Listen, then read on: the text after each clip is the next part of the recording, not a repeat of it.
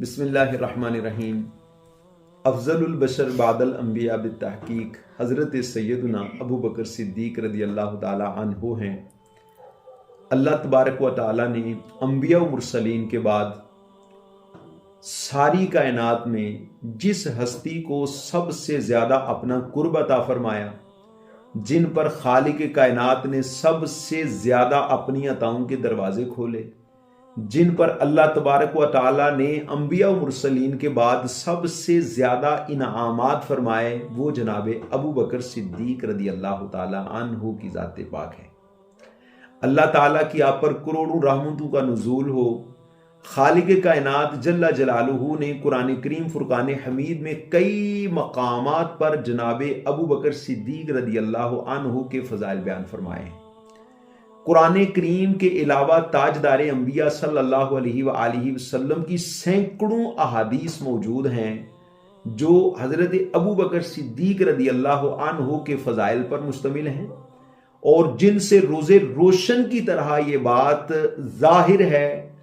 کہ حضرت ابو بکر صدیق رضی اللہ عنہ امت میں سب سے زیادہ افضل ہیں،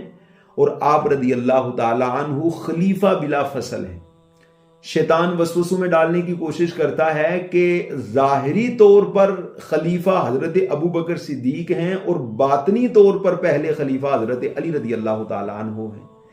یاد رہے کہ 1400 سال سے آج تک وارثین منبر و محراب میں سے کبھی بھی کسی نے اس طرح کا کلام نہیں کیا۔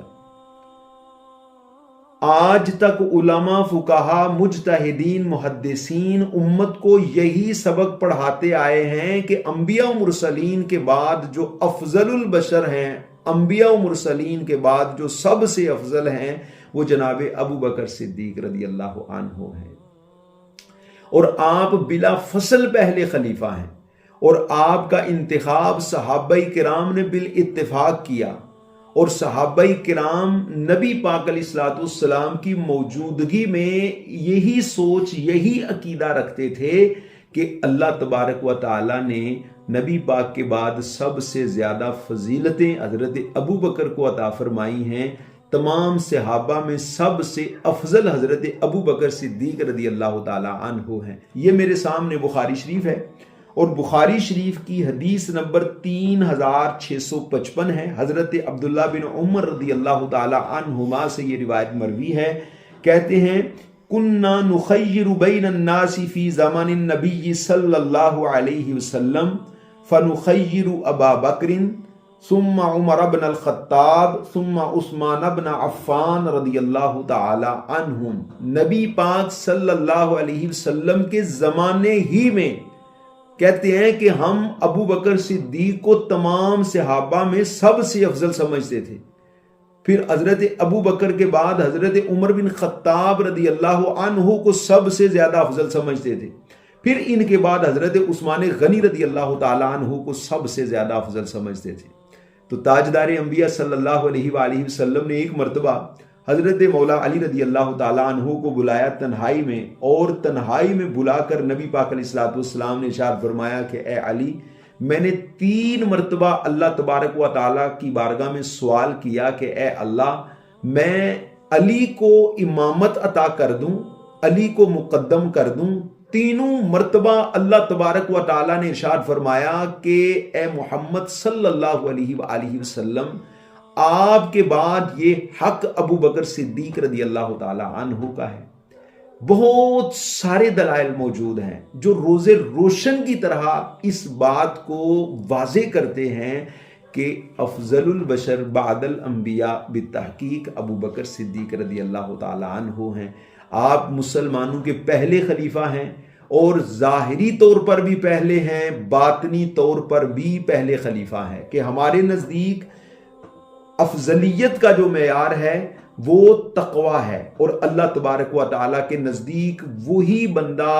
زیادہ عزت والا ہے جو بندہ زیادہ پرہیزگار ہے۔ تو اللہ نے ارشاد فرمایا وَسَيُجَنَّبُهَا الْأَتْقَى، تو اتقا سے مراد کون ہیں؟ حضرت ابو بکر صدیق رضی اللہ تعالی عنہ۔ سورہ لیل کی آیت نمبر 17 ہے، اور سورہ زمر کی آیت نمبر 33 میں خالق کائنات جل جلالہ نے ارشاد فرمایا الذی جاء بالصدق وصدق بہ اولئک هم المتقون۔ حضرت علی رضی اللہ تعالیٰ عنہ ارشاد فرماتے ہیں الذی جاء بالحق محمد صلی اللہ علیہ وسلم والذی جاء بالصدق ابی بکر الصدیق رضی اللہ تعالی عنہ، جو حق لے کر آئے وہ محمد صلی اللہ علیہ وآلہ وسلم ہیں، اور جس نے اس حق کی تصدیق کی وہ جناب ابو بکر صدیق رضی اللہ تعالی عنہ ہیں۔ پھر آگے ارشاد فرمایا کہ اولئک هم المتقون، وہ لوگ پرہیزگار ہیں۔ تو اللہ تبارک و تعالیٰ نے نبی کریم علیہ السلام کے ساتھ جناب ابو بکر صدیق رضی اللہ عنہ کا پرہیزگار ہونا، متقی ہونا بیان فرمایا ہے۔ انہی آیات کی روشنی میں مفسرین، علماء، فقہا، مجتہدین ارشاد فرماتے ہیں کہ افضلیت ابو بکر صدیق رضی اللہ تعالی عنہ کا جو مسئلہ ہے یہ ظنی نہیں بلکہ قطعی ہے۔ ظنی کا مطلب تو یہ ہے کہ جس کا جی چاہے مان لے، جس کا جی چاہے انکار کر دے، تو یہ مسئلہ جو ہے یہ ظنی نہیں بلکہ قطعی ہے۔ علامہ عبدالعزیز پرہاروی رحمۃ اللہ تعالی علیہ ارشاد فرماتے ہیں کہ افضلیت ابو بکر صدیق رضی اللہ تعالی عنہ کا مسئلہ یہ علامات اہل سنت میں سے ہے، اور اللہ تبارک و تعالیٰ نے حضرت ابو بکر صدیق رضی اللہ تعالی عنہ کی عظمتوں کے پرچم یوں بلند فرمائے ہیں کہ آپ کا صحابی ہونا رب نے قرآن میں بیان فرمایا ہے۔ آپ کے صحابی ہونے کی گواہی خالق کائنات نے بنفس نفیس دی ہے۔ اذ یقول لصاحبہ لا تحزن ان اللہ معنا، یہ وہ نص قطعی ہے جس سے آپ کا صحابی ہونا ثابت ہے۔ تمام جماعت صحابہ میں سے اگر کوئی بندہ ابو بکر صدیق رضی اللہ تعالی عنہ کے صحابی ہونے کا انکار کرے نا تو وہ بندہ مسلمان نہیں رہ سکتا، وہ بندہ کافر ہے، دائرہ اسلام سے خارج ہو جائے گا۔ اور ابو بکر صدیق رضی اللہ عنہ کے علاوہ دیگر جتنے بھی صحابہ کرام ہیں، کسی بھی صحابی کا اگر کوئی بندہ انکار کرتا ہے، نہیں مانتا، تو اس پر حکم کفر نہیں ہے بلکہ وہ بندہ گمراہ ہوگا، بددین ہوگا۔ اللہ تعالیٰ نے یوں جماعت صحابہ میں سے جناب ابو بکر صدیق رضی اللہ تعالی عنہ کو ممتاز فرمایا اور آپ کی عظمت و شان کو اللہ پاک نے بلند کیا۔ اب دیکھیے کہ یہ جو معاملہ ہے کہ ان کی عظمتیں اور شانیں، ان کا مقام اور مرتبہ، حضرت ابو بکر صدیق رضی اللہ عنہ کی افضلیت کا جو معاملہ ہے، یہ 1400 سال کے بعد کے جو علماء ہیں وہ بیان نہیں کر رہے، بلکہ یہ باتیں خالق کائنات اور تاجدار انبیاء بنفس نفیس بیان فرما رہے ہیں۔ یہ فیصلہ آج کے دور کے لوگوں کا نہیں ہے بلکہ یہ فیصلہ اللہ اور اللہ کے رسول کا ہے۔ تو جب اللہ اور اللہ کے رسول صلی اللہ علیہ وآلہ وسلم نے یہ فیصلے کیے ہیں تو پھر ایمان والوں کو چاہیے کہ وہ مانیں اور اپنا سر جھکائیں اور دل سے تسلیم کریں۔ اگر نہیں مانیں گے تو پھر گمراہی ہے اور ایمان کی تباہی اور بربادی کے سوا کچھ بھی ہاتھ نہیں آئے گا۔ حضرت ابو بکر صدیق رضی اللہ عنہ کی عظمت و شان کو اگر بیان کیا جائے تو شیطان یہاں تک وسوسے ڈالنے کی کوشش کرتا ہے کہ یہ اہل بیت پاک سے تعصب ہے جس وجہ سے حضرت ابو بکر صدیق کی شان کو بیان کیا جا رہا ہے، یا حضرت ابو بکر صدیق رضی اللہ عنہ کے علاوہ دیگر صحابہ کرام کی عظمت و شان کو بیان کیا جائے تو شیطان کو وہ بھی ہضم نہیں ہوتی۔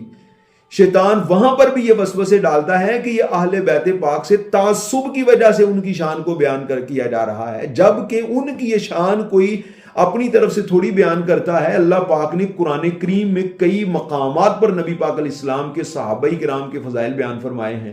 اور جو کتب احادیث ہیں وہ بڑی پڑی ہیں نبی پاک علیہ السلام کے غلاموں کے فضائل و برکات سے، صحابہ کرام کی عظمت و شان کے۔ تو یہ سوچ من گھڑت سوچ ہے، اس کا نہ قرآن سے تعلق ہے نہ نبی پاک علیہ السلام کے فرمودات سے تعلق ہے۔ یہ شیطانی وسوسے ہیں کہ ابو بکر صدیق رضی اللہ تعالی عنہ ہوں یا ان کے علاوہ دیگر صحابہ کرام ہوں، ان کی شان آئے تو بندے کے اپنے چہرے پر بل پڑ جائیں اور بندہ اہل بیت پاک رضوان اللہ علیہم اجمعین سے محبت کا دعویٰ کرے اور ان سے محبت کی آڑ میں بندہ دیگر صحابہ کرام کو پیچھے چھوڑ دے یا ان کے متعلق جو ہے وہ اپنے دل کے اندر نفرت پیدا کر لے، نبی پاک علیہ السلام کا فرمان ہے الصحابی کالنجوم، میرے صحابہ ستاروں کی طرح ہیں، فَبِأَيِّهِمْ اِقْتَدَيْتُمْ اِهْتَدَيْتُمْ، ان میں سے جس کے پیچھے چلو گے ہدایت تمہارا مقدر بن جائے گی۔ حضرت علامہ عبدالعزیز پرہاروی رحمۃ اللہ تعالی علیہ ارشاد فرماتے ہیں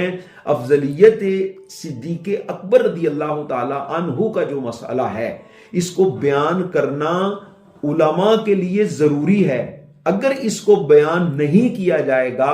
تو عام مسلمان تباہی اور گمراہی کی طرف جائیں گے۔ جس طرح عام سادہ لوگ مسلمانوں کو جھانسا دے کر جو ہے وہ گمراہی کی طرف دھکیلنے کی کوشش کی جاتی ہے، تو مسلمانوں کو یہ سبق پڑھانا اور یہ سبق یاد کروانا ضروری ہے کہ انبیاء و مرسلین کے بعد سب سے افضل حضرت ابوبکر صدیق رضی اللہ تعالی عنہ ہیں، اور اللہ تبارک و تعالیٰ نے سب سے زیادہ اپنا قرب انبیاء و مرسلین کے بعد حضرت ابوبکر صدیق کو عطا فرمایا ہے۔ نبی پاک علیہ الصلوۃ والسلام کے بعد ہر لحاظ سے ظاہراً باطناً ہر اعتبار سے جو پہلے خلیفہ ہیں وہ جناب امیر المومنین حضرت سیدنا ابوبکر صدیق رضی اللہ تعالی عنہ ہیں۔ اللہ تعالیٰ کی ان پر کروڑوں رحمتیں ہوں، ان کے صدقے اللہ پاک ہماری مغفرت فرمائے، آمین۔ 22 جمادی الثانی جناب ابوبکر صدیق رضی اللہ تعالیٰ عنہ کا عرس مبارک ہے، تو آپ اپنے گھر میں ضرور فاتحہ خوانی کا جو ہے وہ اہتمام کیجئے گا، اور حضرت ابوبکر صدیق رضی اللہ تعالیٰ عنہ کی بارگاہ میں نذرانہ ضرور پیش کریں، اصالِ ثواب کا تحفہ پیش کریں، اللہ پاک اس کی بڑی برکتیں عطا فرمائے گا انشاءاللہ عز و جل۔ اللہ پاک نبی پاک علیہ السلام کے جملہ صحابہ کرام کی سچی محبت عطا فرمائے، ان کا ادب کرنے کی توفیق دے، آمین یا رب العالمین۔